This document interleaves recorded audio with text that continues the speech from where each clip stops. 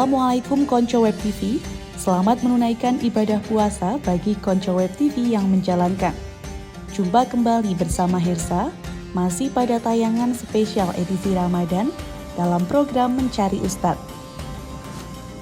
Kali ini kami telah berada di Ngalian Wadas Lintang, tepatnya di Pondok Pesantren Raudatul Sholihin, akan bertemu dengan Kiai Muhammad Fahru Rozi yang nantinya membahas topik dulu sering meninggalkan sholat, lalu bagaimana cara taubat?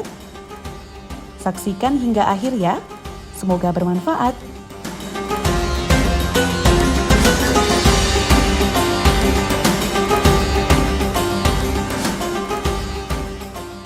Assalamualaikum warahmatullahi wabarakatuh. Alhamdulillahirabbil alamin wa bihi nasta'inu ala umurid dunya waddin wa ala alihi wa sahbihi ajmain amma ba'du.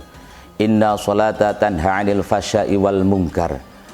Sesungguhnya sholat itu mencegah perbuatan keji dan mungkar. Maka dari itu, apabila kita mempunyai keinginan untuk terbebas dari yang namanya perbuatan keji dan mungkar, maka kita hendaklah memperhatikan untuk masalah sholat, tidak hanya masalah rukunnya, tidak hanya masalah fardunya, tapi kita mulai dari persiapan kita mau sholat, waktunya sholat, dan sesuatu yang membatalkan sholat, sesuatu yang membuat kita khusyuk di dalam sholat. Karena sering sekali kita sebagai manusia cenderung untuk masalah sholat itu banyak sekali hari ini yang mengabaikan. Bahkan akhir-akhir ini kita tahu fenomena ada yang namanya Islam KTP. Di KTP kita di KTP kita agamanya Islam, tapi dalam berperilaku kita tidak sesuai dengan agama Islam. Padahal kita tahu sendiri perbedaan antara orang kafir dengan orang Islam adalah masalah sholat. Dan apabila kita dalam hari-hari kemarin kita masih melalaikan masalah sholat, maka kita jangan putus asa, karena Allah Ta'ala akan selalu menerima kita, taubatnya kita, asal kita mau taubatan nasuha. Tentunya taubat yang diterima ada syarat-syaratnya, diantaranya tatkala kita kemarin meninggalkan sholat, maka kita hari ini kalau kita mau bertobat, maka kita harus menyesali perbuatan-perbuatan kemarin yang kita tinggalkan, yaitu masalah sholat. Seperti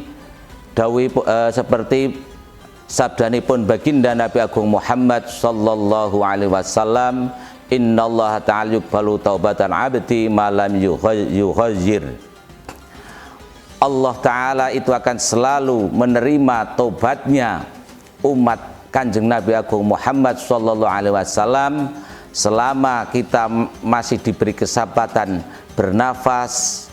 Maksudnya di sini nafas kita itu belum sampai tenggorokan atau yang kita kenal dengan sakaratul maut. Maka dari itu, apabila kemarin-kemarin kita masih sering meninggalkan sholat, maka kita jangan putus asa, karena rahmatnya Allah Ta'ala itu lebih luas daripada dosa kita.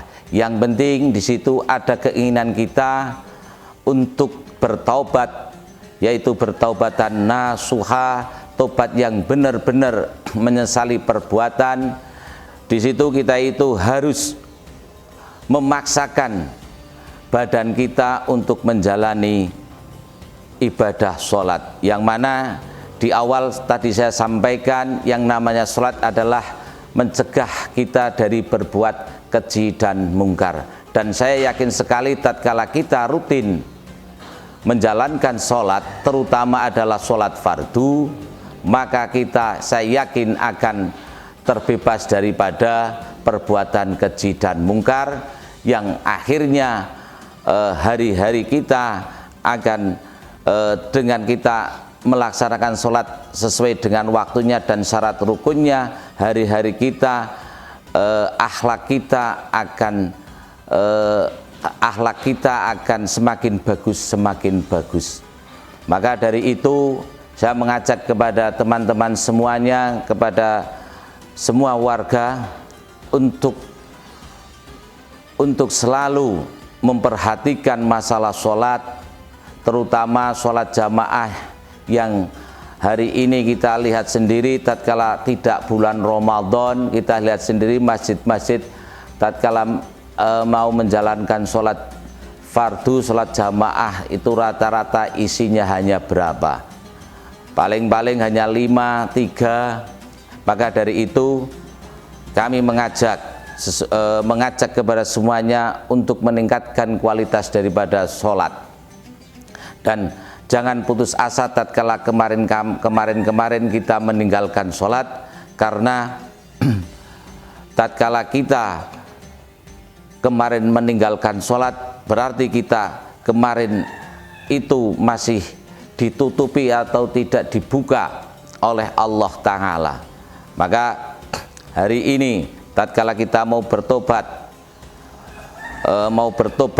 dan mau menjalankan sholat 5 waktu, maka harus diniati dengan niat yang tulus, harus benar-benar diniati dari hati yang paling dalam, agar nanti tatkala kita sudah bertaubat, kita tidak akan kembali lagi ke dalam kemaksiatan.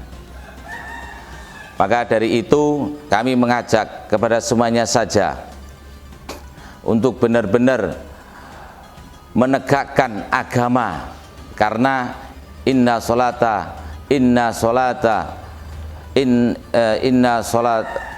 karena sholat itu merupakan tiang agama. Maka tatkala kita meninggalkan, sama juga kita merobohkan agama tersebut. Percuma kita berkuar-kuar tentang agama tapi kita tidak mau menjalankan sholat. Cukup sekian yang bisa saya sampaikan. Saya akhiri, wabillahi taufik wal hidayah. Wassalamualaikum warahmatullahi wabarakatuh.